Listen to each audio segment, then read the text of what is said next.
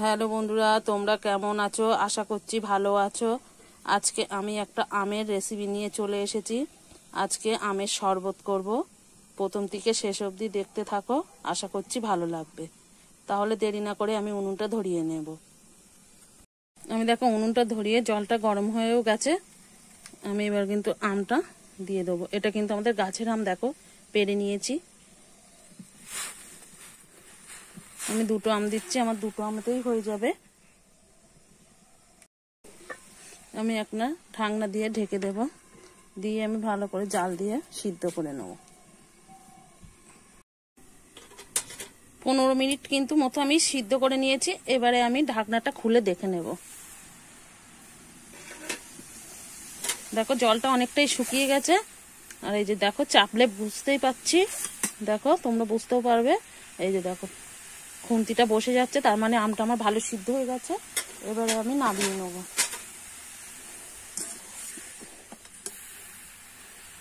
আমি কিন্তু ঠান্ডা করে আম দুটো একটা বাটিতে নিয়ে নিয়েছি। জলটা দিয়ে দেবো, দিয়ে আমটা আমি ছাড়িয়ে নেব।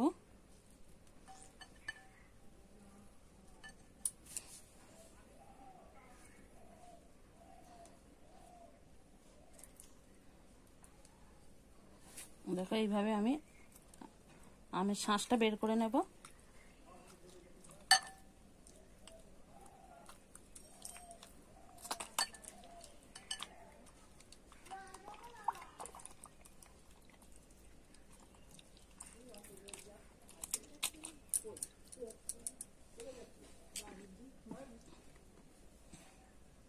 এটাতেও আমি এইভাবে ফাটিয়ে বের করে নেব।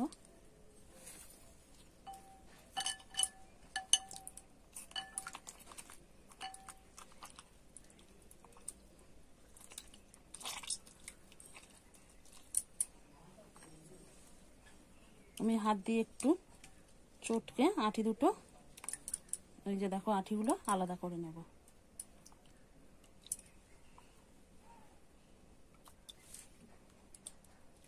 আমি হাত দিয়ে একটুখানি এইভাবে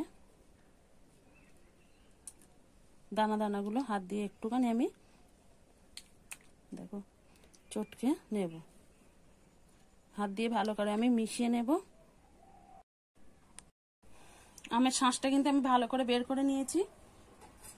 এবার পরিমাণ মতো চিনি দিয়ে দেবো। আমটা কিন্তু যেরকম টক সেই বুঝে কিন্তু তোমরা চিনিটা দিয়ে দেবে। আমি কিন্তু চিনিটা সব দিয়ে দিলাম। আর দিয়ে দেবো বিট লবণ। বিট লবণটাও কিন্তু তোমাদের পরিমাণ বুঝে দিয়ে দেবে। আমি এইবার ভালো করে মিশিয়ে নেব।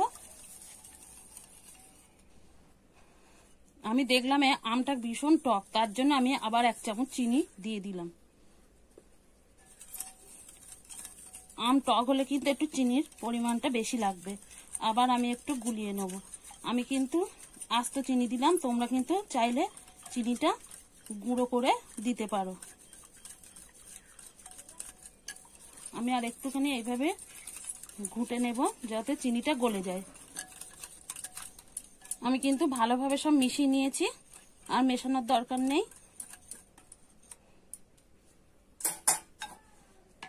দেখো খুব কিন্তু হালকাও না, আবার কিন্তু খুব ঘনও না। দেখে তোমরা বুঝতে পারছো কেমন, খুব হালকাও না আবার খুব ঘনও না।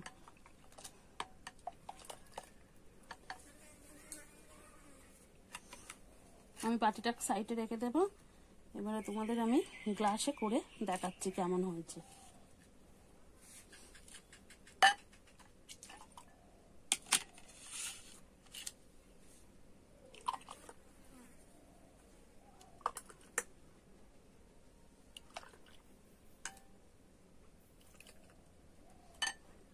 আমি এটা পরে বাড়িতে খেয়ে নেব।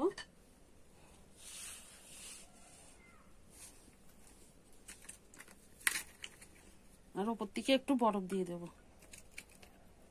এখন কিন্তু গরমে কিন্তু একটু এর সঙ্গে বরফ দিলে আমের শরবতটা খেতে ভালো লাগবে।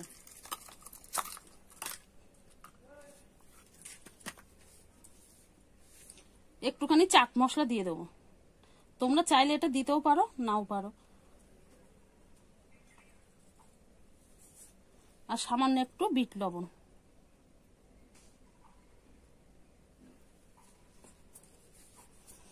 বাড়িতে যদি তোমরা করো কমেন্ট করে জানাবে কেমন হয়েছে খেতে।